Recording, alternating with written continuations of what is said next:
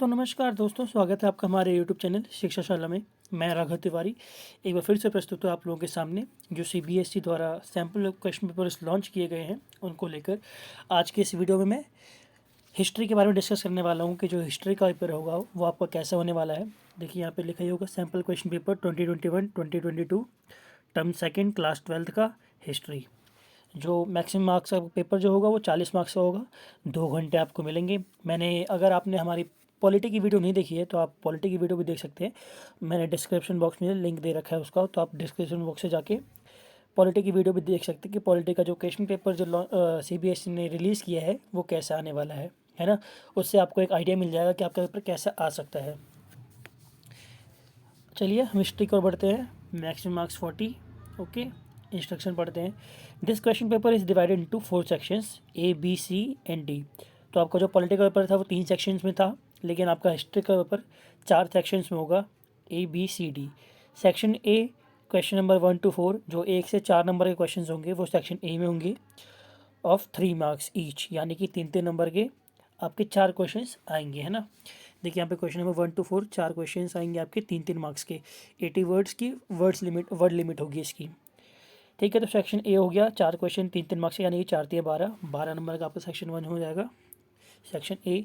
Section B की अगर बात करें हम तो 5 to 7 मतलब 2 क्वेश्चन जो है 5, 6, 7 3 क्वेश्चन जो होंगे वो कैरिंग 6 मार्क्स, यानी कि 6-6 नंबर के आपके पास 3 क्वेश्चन आएंगे। ये 18 नंबर का हो जाएगा आपके पास। लॉन्ग टाइप क्वेश्चन आपको इसमें लिखने होंगे। जो सेक्शन सी होगा क्वेश्चन नंबर 8 और 9 2 क्वेश्चंस आपके सेक्शन सी में होंगे। केस बेस्ड क्वेश्चन, ये देखिए केस स्टडी बेस पे क्वेश्चन होंगे, जैसा कि पोल साइंस में भी था आपके 2 क्वेश्चंस केस स्टडी बेस पे थे। तो हिस्ट्री में भी सेम ही वैसा ही होगा। जो हिस्ट्री का पेपर भी होगा उसमें भी 2 क्वेश्चन जो होंगे वो केस स्टडी पे बेस होंगे, कैरिंग 4 मार्क्स, यानी कि 4 मार्क्स के होंगे। 2 लॉन्ग टाइप के क्वेश्चन आ गए, 4 दूनी 8 नंबर का यहाँ से पेपर आएगा आपका।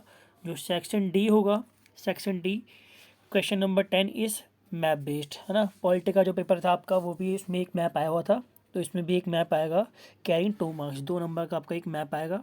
ठीक है, आपके टोटल 40 मार्क्स बन गए हैं। There is no overall choice in the question paper, however an internal choice has been provided in a few questions. Only one of the choices in such questions have to be attempted. In addition to this separate instruction are given with each section and question where necessary. चलिए हम अपने question की ओर बढ़ते हैं। जो section A है हमारा, मैंने बता ही दिया था 3-3 नंबर के 4 क्वेश्चन आएंगे इसमें। जो पहला क्वेश्चन जो सैम्पल क्वेश्चन पेपर में दिया हुआ है वह describe the role of B.R. Ambedkar in the constituent assembly of India. यानी कि जो भारत की संविधान सभा थी, कॉन्स्टिट्यूएंट असेंबली थी, उसमें B.R. अम्बेडकर की आपको भूमिका बतानी है। 3 नंबर का क्वेश्चन है, अंडरस्टैंडिंग बेस्ड पे है, या फिर आपको बुक में मिल जाएगा। ये क्वेश्चन ज़्यादा मुश्किल तो नहीं होगा, आपको मिल जाएगा बुक में, जिसमें ये स्टडी की हुई अच्छे से उसको आंसर मिल जाएगा इसका। जो सेकंड क्वेश्चन है, critically analyse the fifth report which was submitted to the British parliament in 1813। जो फिफ्थ रिपोर्ट सबमिट की गई थी ना 1813 में, उसके ऊपर आपको एक क्रिटिकल एनालाइज देना है, यानी उसके क्रिटिक्स भी बताने हैं, उसके पॉजिटिव फैक्टर्स भी बताने। 3 नंबर का क्वेश्चन आपके पास, इसमें जो ऑप्शन में दे रखा है और या फिर examine examine the policies adopted by the British towards Paharias during 18th century. यानी कि जो पहाड़ीज थे उनके खिलाफ जो ब्रिटिश गवर्नमेंट थी उसने 18वीं सदी में कौन सी पॉलिसीज अडॉप्ट की थी, उसको भी आपको बताना है यहाँ पे। तो बहुत ही इजी क्वेश्चंस आएंगे आपके, है ना। जैसे कि आप देख ही सकते हैं स्टैंडर्ड कैसा लग रहा है आपको पढ़ने में, देखने में। जो थर्ड क्वेश्चन है, rumours and prophecies played a part in moving people to action, explain the statement in the context of the revolt of 1857। देखो भाई, ये क्वेश्चन डायरेक्ट बुक से तो नहीं आने वाला है, ऐसा तो समझ लेना कि क्वेश्चंस डायरेक्ट आपके बुक से नहीं आने वाले। तो जो एनसीईआरटी के लास्ट में क्वेश्चन देखते हैं या फिर एमबीटी से देखते हैं ना भाई, तो उनका लॉस होने वाला है। क्वेश्चंस आपके अंडरस्टैंडिंग के बेस पे आएंगे कि आपने जो पढ़ा उससे आप समझे कैसे, है ना, आपने उसको कैसे समझा है। तो ऐसे बेस पे क्वेश्चन आएंगे आपके, रट्टाफिकेशन नहीं चलने वाली है, जैसे कि पोल साइंस में मैंने आपको बताया था।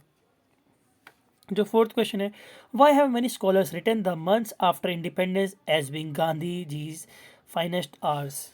देखिए भाई, ये भी क्वेश्चन अंडरस्टैंडिंग के बेस पे है, ये भी आपको बुक में नहीं मिलने वाला, है ना। तो ऐसे क्वेश्चन आएंगे जो आपको बुक में ना, मतलब बुक से तो आएंगे ही, बुक से तो आएगा सर पर, ये तो है, बट बुक के जो एंड में क्वेश्चन दे रखे हैं उनका आना मुश्किल है। क्वेश्चंस ऐसे आएंगे जो अंडरस्टैंडिंग के बेस पे हो, है ना। क्योंकि भाई सीबीएसई चाहता है कि फ्री में नंबर ना बांटे जाएं, जो पढ़ेगा उसी को नंबर मिले। फ्री के नंबर नहीं बांटने, क्योंकि फ्री के नंबर बांटने से कॉलेजों में ज़्यादा घच पोच हो जाती है। फिर कट ऑफ आई जाएगी, सब कुछ आ जाएगा। तो भाई फ्री के नंबर नहीं बटने वाले इस बार, जो पढ़ेगा उसके नंबर आएंगे। फोर्थ क्वेश्चन भी हो गया 3 नंबर का। देखो फिफ्थ क्वेश्चन, ये क्वेश्चंस आपको आइडिया देने के लिए बता रहा हूँ मैं, ये पेपर में आने नहीं वाले हैं बट इनसे आपको आइडिया मिल जाएगा। देखो फिफ्थ क्वेश्चन क्या है, describe the role of any 6 prominent leaders of northern India who fought against the British in the revolt of 1857।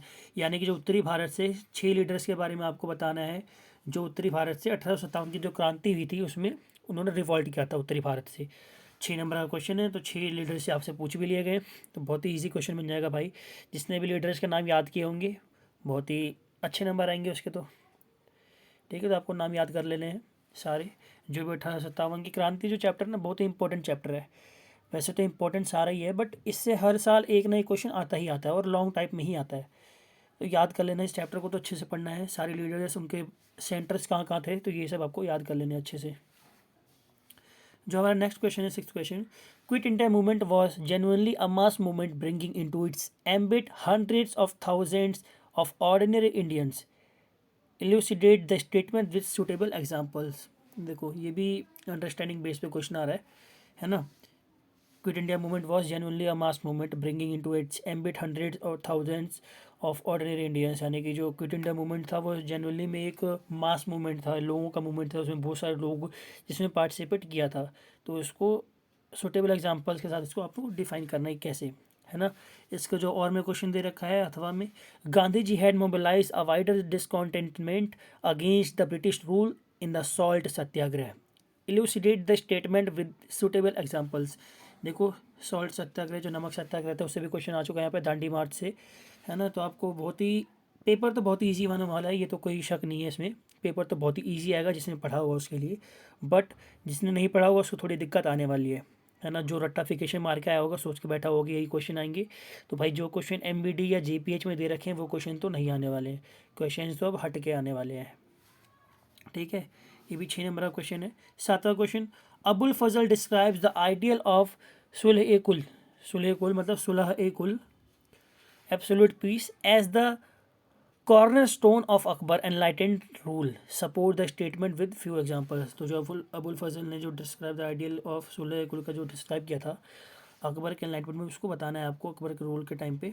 Support the statement मतलब इस स्टेटमेंट को आपको सपोर्ट करते हुए कुछ एग्जांपल्स देने हैं, है ना। तो आपको 6 नंबर का क्वेश्चन है, 6-7 एग्जांपल्स आप दे सकते हैं इसके सपोर्ट में, इस कथन के, आपका आंसर बन जाएगा सही। The officer corps of the Mughals were described as bucket of flower held together by loyalty to the emperor. भाई ये क्वेश्चन जो है देखो ये बड़े सालों से आ रहा है, ये क्वेश्चन कोई आज का क्वेश्चन नहीं, ये क्वेश्चन बड़े सालों से आ रहा है, हर साल ही पूछा जाता है लगभग, और इस साल भी मतलब जो सैम्पल क्वेश्चन पेपर आया है उसमें तो दे ही रखा है। तो ये क्वेश्चन बहुत ही इंपॉर्टेंट है, इसको इंपॉर्टेंट क्वेश्चन मार्क कर सकते हैं आप लोग, इसको कर लें। इससे 1 नंबर या 2 नंबर 3 नंबर, 1 नंबर का मतलब कहने का मतलब 3 नंबर में क्वेश्चन आ सकता है या फिर 4 नंबर का भी आ सकता है, और 6 नंबर में तो यहाँ पर दिया ही हुआ है। ठीक है, तो जैसा कि हमने अपना देखा था इंस्ट्रक्शंस में, जो 4 नंबर के क्वेश्चन आएंगे 3 वो पैसेज में आएंगे आपके, रीड पैसेज, आपको पैसेज रीड करने होंगे, उसमें से देख के आंसर, मतलब उसमें से देख के तो नहीं, हिंदी वाला पैटर्न तो नहीं आने वाला ये, है ना। जो आप देखेंगे वही क्वेश्चन नहीं आएंगे, क्वेश्चंस के आंसर आपको अपनी अंडरस्टैंडिंग पे देने होते हैं, आपने जो पढ़ा होता है ना वहाँ से देने होते हैं। Read the source given below and answer the questions that follows, है ना। नीचे दे रखा है the flight of the written word in Abul Fazl's word.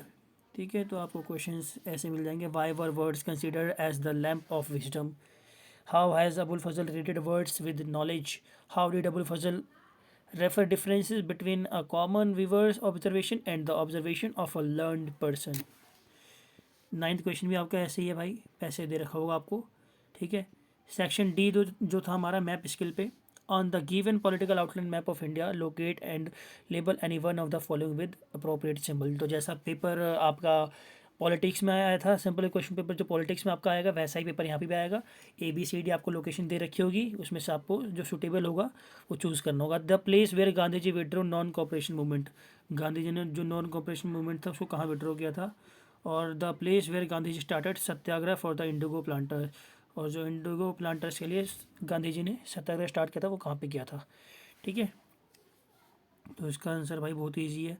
अगर मैं पहले की बात करूं, जो दे रखा है क्वेश्चन क्या था, the place where Gandhi ji withdraw non cooperation movement. तो जो नॉन कोऑपरेशन मूवमेंट वापस लिया था गांधी जी ने, वो चोरी चोरा हत्याकांड के बाद लिया था वहाँ पे यूपी में ही, ठीक है। चोरी चोरा नामक जगह गोरखपुर में जो है। The place where Gandhi ji started satyagraha for the indigo planters. तो इंडिगो प्लांटर्स का भाई चंपारण था, ठीक है। बी क्वेश्चन जो है, on the same outline map of India a place related to the centres of revolt of 1857 is marked as A.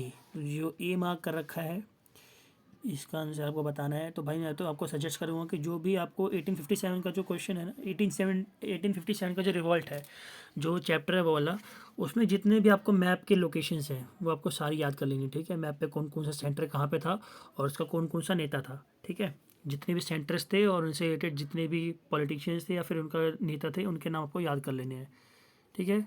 Note the following questions are for the visual impaired candidates only in lieu of question number 10। ये disable persons के लिए, जो physically visually जिनको दिखता नहीं है, तो क्योंकि वो तो भाई मैप तो देख नहीं पाएंगे, तो उनके लिए क्वेश्चन है, name any two capital cities of Mughal empire. तो मुगल एम्पायर की कोई 2 कैपिटल सिटीज़ के नाम बताने हैं, या फिर mention any 2 places related to the revolt of 1857। तो बहुत ही ईजी क्वेश्चन है उनके लिए भी भाई, सबको समानता है, ठीक है। तो क्वेश्चन पेपर तो बहुत ही ईजी है, 40 नंबर का क्वेश्चन है, 2 घंटे। पॉलिटिकल साइंस का भी यही पैटर्न था और इसका भी यही है। तो इस बार लगता है कि सारे क्वेश्चन पेपर्स 40 नंबर के आएंगे। बाकी मैं आपको सजेस्ट करूँगा कि अगर आपको सैम्पल पेपर सबके देखने हैं, जो क्वेश्चन पेपर निकला है, आप CBSE की ऑफिशियल वेबसाइट पर जाके भाई इसको चेक करें और सारे क्वेश्चन पेपर्स को देख लें, है ना, क्योंकि आपको इससे एक पैटर्न पता चल जाएगा कि कैसे क्वेश्चंस आने वाले हैं, ठीक है दोस्तों। तो आई होप आपको वीडियो हमारी पसंद आई होगी। अगर आपको हमारी वीडियो पसंद आई हो तो लाइक करना ना भूलें और कमेंट करें अपने कोई भी डाउट्स हो, अगर कुछ रह गया हो हमारी वीडियो में, कोई हमारे लिए सजेशंस हो, या फिर अगर आप कुछ और वीडियो चाहते हो किसी टॉपिक पे, तो आप वो भी कमेंट कर सकते हैं हमें, ठीक है। Best of luck for your exams. जय हिंद, जय भारत।